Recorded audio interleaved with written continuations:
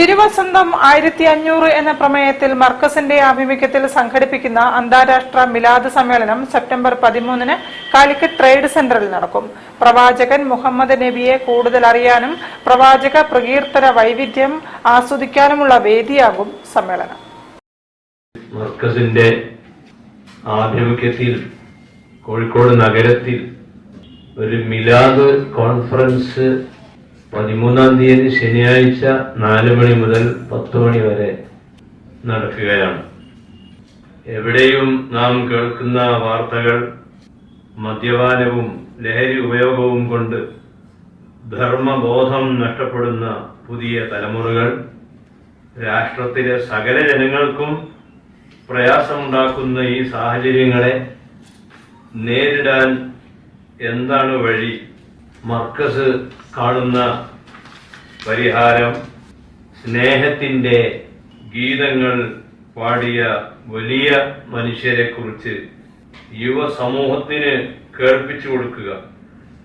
സമ്മേളനം പൊലിമ വിളംബരം ചെയ്ത് ശനിയാഴ്ച വൈകിട്ട് നഗരത്തിൽ 1500 കലാകാരന്മാർ അണിനിരക്കുന്ന മെഗാ ഘോഷയാത്ര നടക്കും.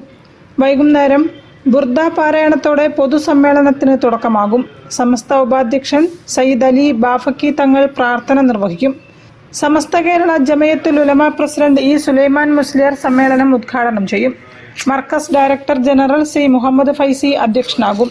മിലാദ് സമ്മേളനത്തിന്റെ മുഖ്യ ആകർഷകങ്ങളിലൊന്നായ അൽ ഹുബ്ബ് അന്താരാഷ്ട്ര മൗലീദ് ട്രൂപ്പിന്റെ പ്രകടനം വൈകുന്നേരം 7:40 അരങ്ങേറും. ഇന്ത്യൻ ഗ്രാൻഡ് മുഫ്തി കാന്തപുരം AP അബൂബക്കർ മുസ്ലിയാർ വാർഷിക മദ്ഹു റസൂൽ പ്രഭാഷണം നടത്തും. വാർത്താ സമ്മേളനത്തിൽ Markaz director general C Muhammad Faizy, executive committee അംഗം പ്രൊഫസർ AK അബ്ദുൽ ഹമീദ്, മിലാദ് സമ്മേളനം സ്വാഗത സംഘം convener P Muhammad Yusuf, media and communication joint director Shameem KK എന്നിവർ പങ്കെടുത്തു. News bureau, Kozhikode. വാർത്തകളിൽ ഒരു ഇടവേള.